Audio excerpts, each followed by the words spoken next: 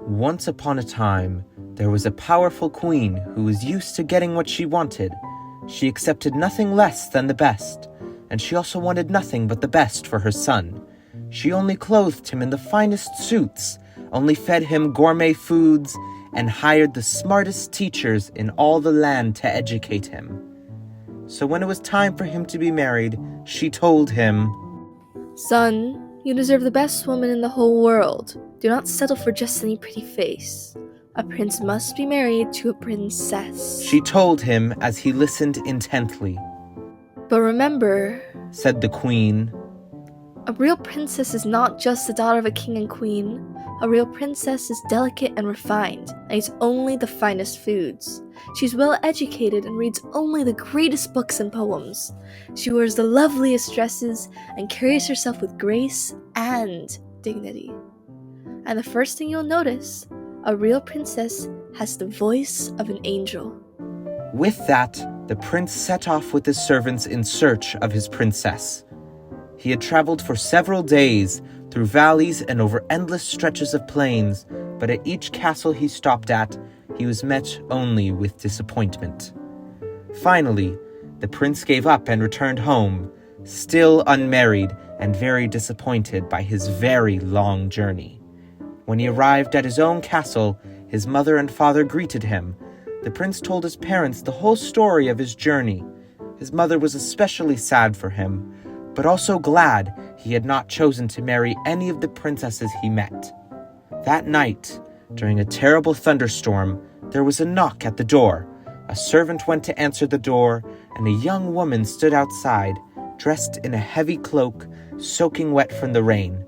The prince happened to be walking past, but when he heard the voice of the young woman, he stopped in his tracks. She explained to the servant, "My driver got lost in the rain, and we saw the light from your castle. Would you be kind enough to provide us shelter for the night?" She had the voice of an angel, and the prince knew immediately that this must be his princess.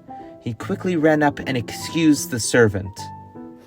"Of course you're welcome to stay, good lady," he said, bowing respectfully. "Allow me to take your coat." When she pulled the hood off her head, the prince thought that she was the most beautiful woman he had ever seen in his life. "Thank you so much, kind sir." The prince was so excited, he ran to go tell his mother what had happened. But right after he told her the story, she scoffed. "My dear son, she is no princess," she said. "What kind of princess goes out in the rain, knocking on doors in the middle of the night?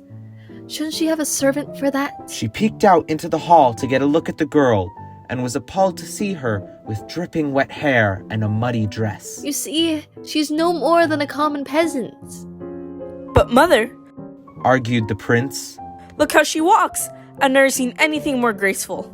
The queen could see that her son had already fallen for the girl, so she quickly devised a plan to get rid of her.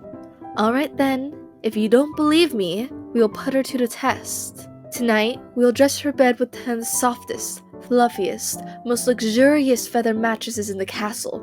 Then, under the 10 mattresses, we will place a single, uncooked pea. If this pea disturbs her sleep, then we will know. Only a real princess would be delicate and refined enough to feel the pea." The prince didn't think that anybody would be able to feel the pea, but he also knew that his mother knew best.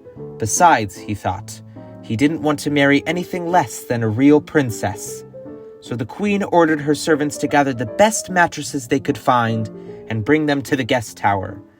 Then she took a single pea and put it right in the middle of the bed and had the servants stack all the mattresses on top.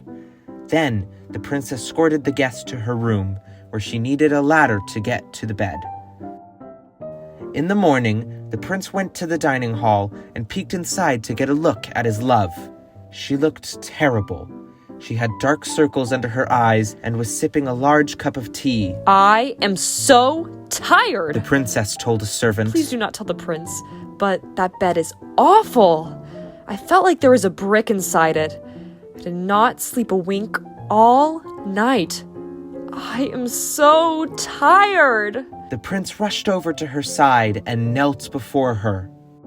"You are a true princess, aren't you? Please marry me and live here, and I will get you any mattress you choose. The princess looked shocked, but then smiled and said, Yes, I will marry you, as long as I don't have to sleep on that bed ever again. The next day, after the princess got a good night's sleep without a pea to disturb her, the prince and princess were married, and they lived happily ever after.